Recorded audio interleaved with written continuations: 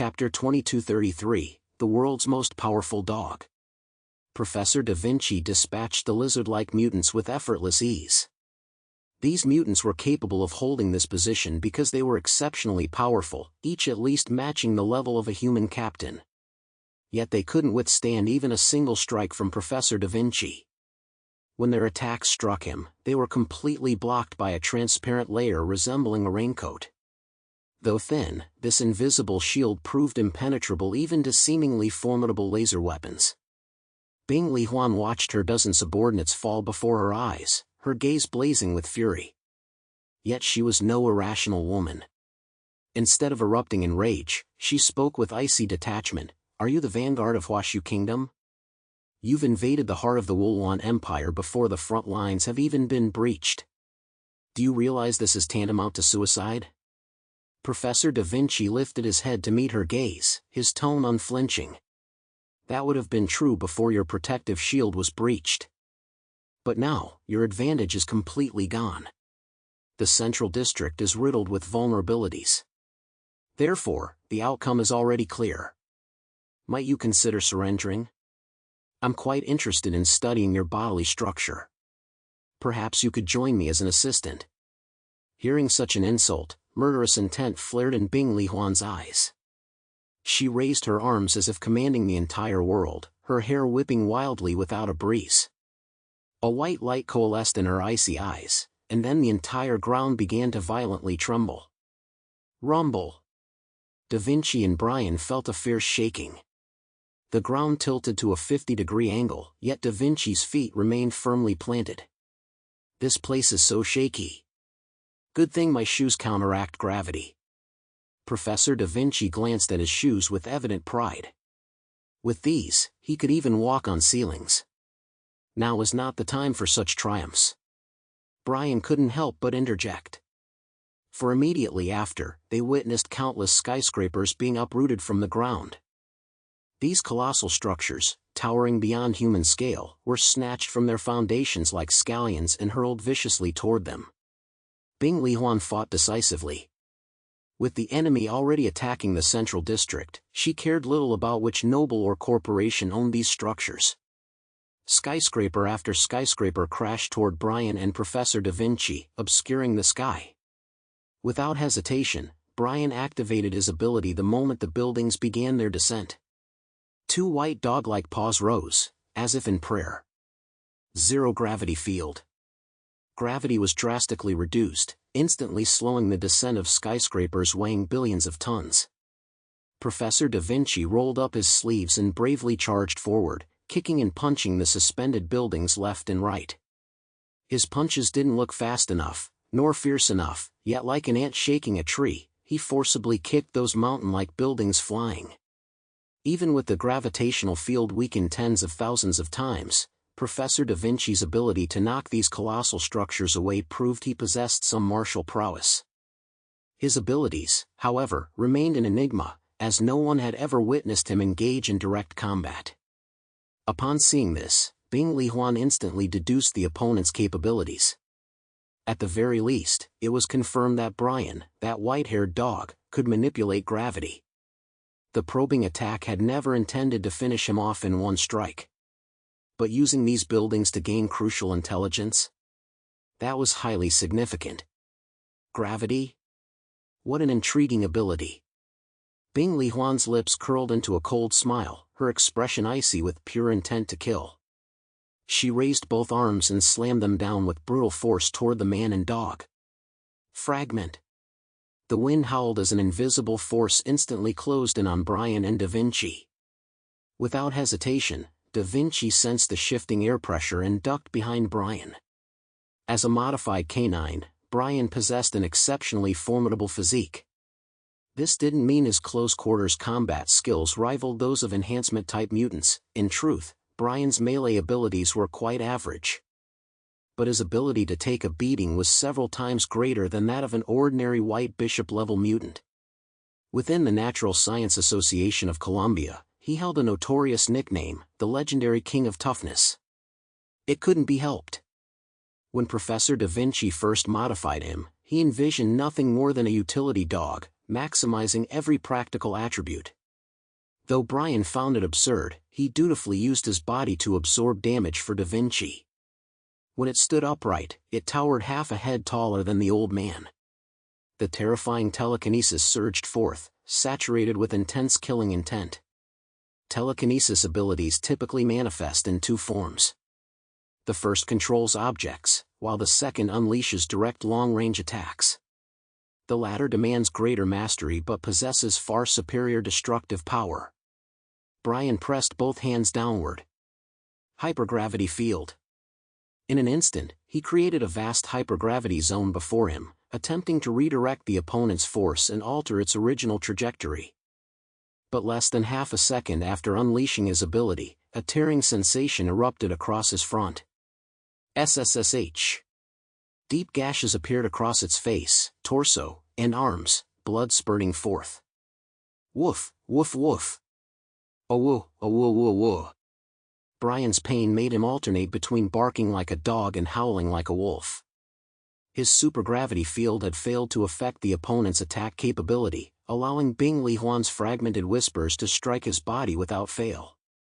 That ability to shred everything left him looking utterly battered, his entire front covered in wounds. Fortunately, while the injuries looked terrifying, they hadn't truly damaged his bones, merely superficial wounds. Bing Li Huan narrowed her eyes slightly. The defensive power. Is actually this astonishing? Despite possessing gravity-manipulating abilities, he lacked defensive measures like supernatural shields, relying solely on his flesh to block her telekinesis attacks. But the strength of this flesh was simply too terrifying, wasn't it? Even an enhanced-type Archbishop-level mutant couldn't block her attacks so effortlessly. Bing Li Huan, Ability Index 35,000 points, White Bishop level. Psychic Ability User.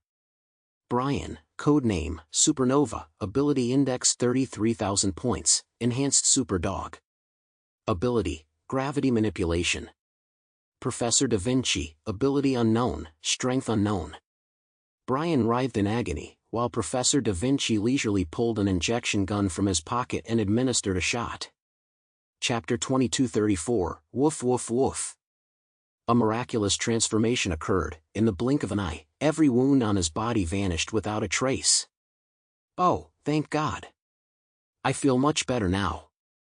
Brian wiped the cold sweat from his forehead. You should be thanking me, you dumb dog. Professor Da Vinci retorted with a look of disgust. Now we need to figure out how to deal with this guy.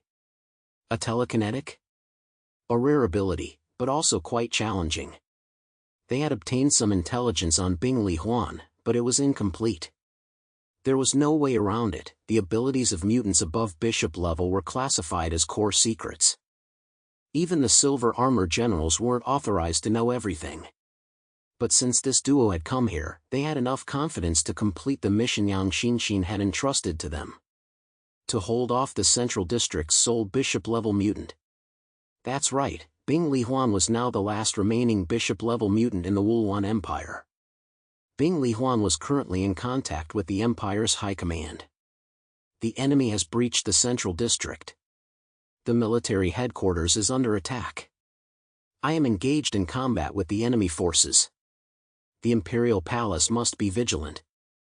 The faces of the Empire's high commanders paled instantly upon receiving the message. If even the military headquarters had been infiltrated, did this mean the situation had become so dire that the Empire itself was on the brink of collapse? How could this happen? It hasn't even been 2 hours. Has our impregnable defense been utterly shattered? Where are those soldiers? They were given a death order. They absolutely must not allow the enemy to reach the Imperial City. Damn it. What good are these useless fools? Even if we kept hundreds of thousands of pigs, it would take them days to catch one. Suyi's expression flickered between anger and despair. Panic gnawed at his heart, his hands trembling beneath the table, betraying his turmoil. He stroked the ancient ring, his mind torn by indecision. Wait for the commander's return. Wait for him. A last shred of hope clung to his heart. As long as Xinglu lived, the Wulwan Empire was not yet defeated. Even if countless lives were lost, even if the entire royal family and high nobility perished, as long as Xinglu emerged victorious, everything could still be salvaged. Then the Wulwan clan would retain hope. This very reason was why Zhang Yi had delayed the decisive battle with Xinglu, merely stalling for time. He wanted to leave the Wulwan Empire's elite a sliver of hope, to prevent them from all perishing together. But now, Yang Xinxin and her forces were closing in. Seeing these ministers, who usually lived in luxury, high and mighty as they dictated the empire's fate, now in utter chaos, stripped of their noble bearing, was deeply jarring to Su Yi. "Shut up! Silence, all of you!" He slammed his fist on the table, roaring his command. Instantly, the entire high-level conference room fell silent. All eyes turned to the emperor, filled with terror and resignation. Would silence solve anything? This so-called high-level assembly couldn't resolve the challenges of war. Politics was their true specialty. Su Yi took several deep breaths, striving to calm himself as much as possible. "Await news from Marshal Xinglu. I trust the war god of the Wulwan Empire will not fail. But what if the Wulwan Empire truly suffers defeat this time?" Then, Su Yi leaned back in his ornate throne, his dark gaze sweeping over every person present. "Then all of us here shall perish alongside the Empire." These words sent a chill down everyone's spine. With Su Yi speaking thus, he made it clear, nobody was leaving today. The path of cowardly survival, secretly fleeing the Wulwan Empire with family and wealth, was utterly severed. They now had only one choice, to live and die with the Empire. "Enough, enough!" The Minister of Finance sighed, leaning on his cane as he sat down. "Our Kakuka family has served the royal house for countless, endless years. It is our duty to stand by His Majesty until the very end." His words carried a palpable weight of unease, their confidence had crumbled. The military headquarters lay only about 50 kilometers away. For high-level mutant or heavily mechanized forces, it would take less than 10 minutes to reach this place. What safety could possibly remain here?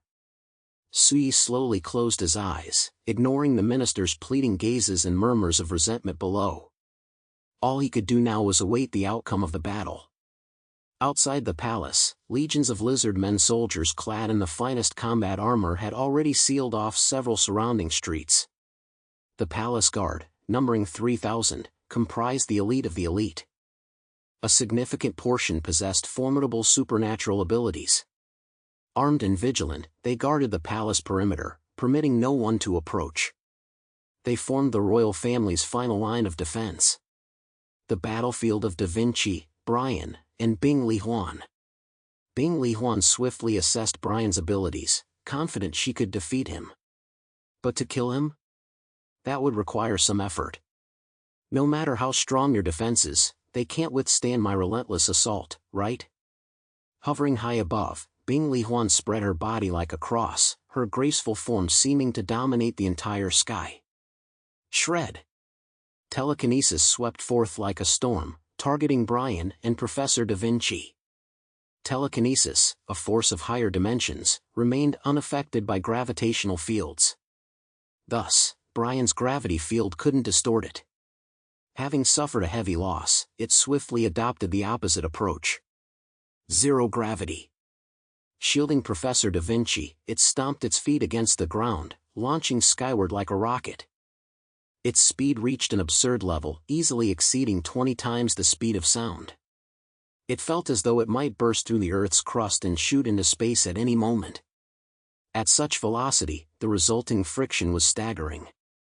Fortunately, its thick, tough hide protected it, while Professor Da Vinci remained unharmed thanks to his transparent raincoat-like suit. Once both man and dog reached the heights, Professor Da Vinci fixed a cold stare on Bing Li Huan below and swiftly drew his pistol. Aiming directly at her, he pulled the trigger. A powerful purple beam descended, like a spotlight poised to engulf Bing Li Huan. Yet the instant the beam neared her body, something utterly bizarre occurred. The light twisted mid-air and bounced back.